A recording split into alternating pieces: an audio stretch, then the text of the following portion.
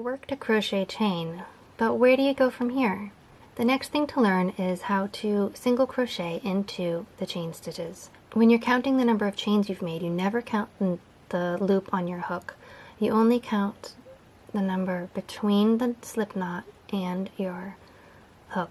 To count the stitches, I just focus on the top loop here. So we have 1, 2, 3, 4, 5, 6 chain stitches. When beginning a row of single crochet, you skip the first chain because that's the chain that the loop on your hook is already coming out of.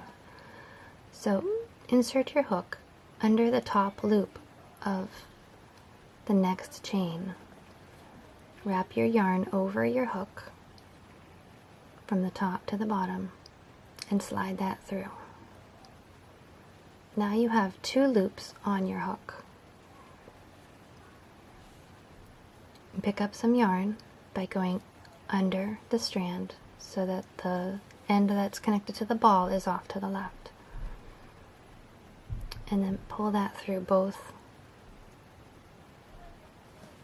of the loops on your hook. So that's 1 single crochet. And you see I still have 4 chain stitches, 1, 2, 3, 4. And I can see that this one here, this big hole here is where I worked into last. So my next stitch goes into this one here. I always use the top bump of the chain to identify where to go next. So I'll go in here.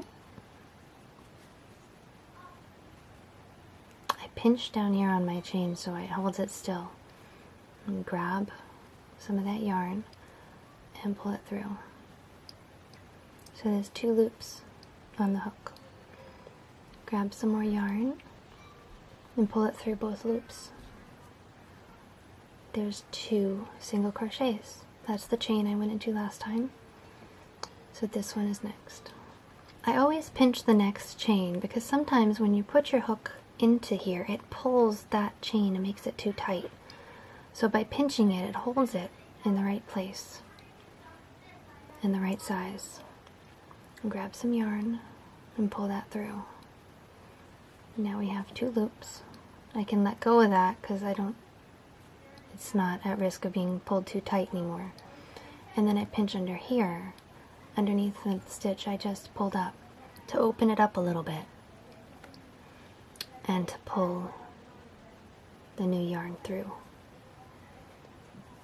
Okay, so we have 2 chain stitches left. I'll pinch the end one, put my hook through the first one, pull some yarn through, change my pinch to just under the new stitch, and pull through both. And then the last one, I don't have anything to pinch, so I just hold on to the tail.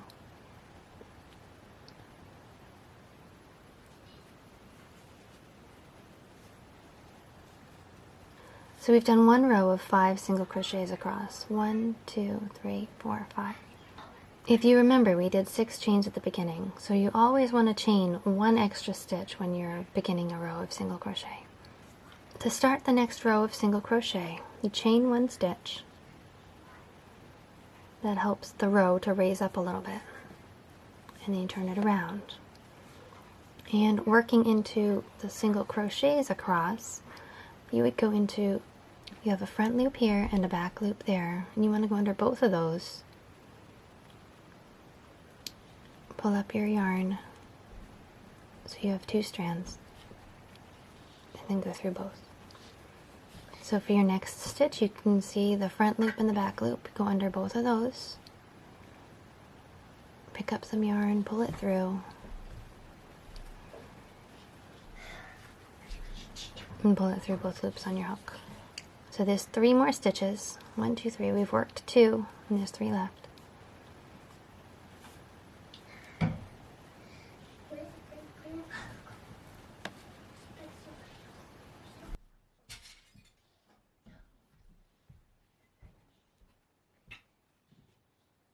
And when you get to the last single crochet, it'll look like this. You have 1 stitch here left to go into.